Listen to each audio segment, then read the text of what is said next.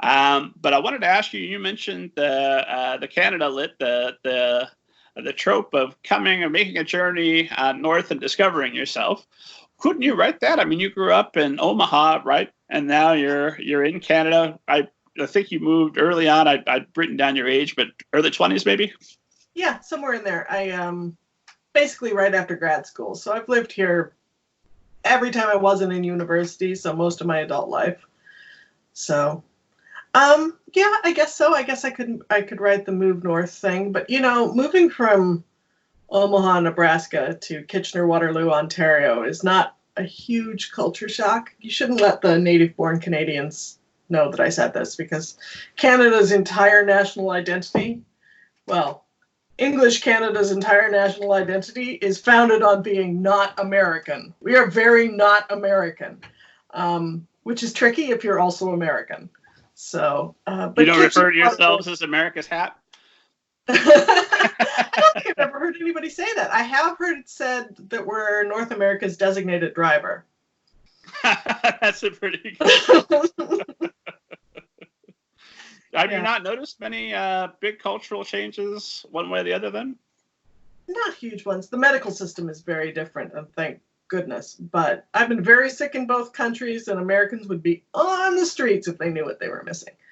But Omaha to Kitchener, not really. We're, white, kind of self-effacing, self-doubting, mostly German-founded, Protestant-ish kind of things.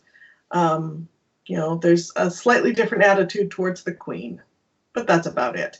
As opposed to, I lived in Miami, and Miami is much more different from Omaha than Kitchener is from Omaha.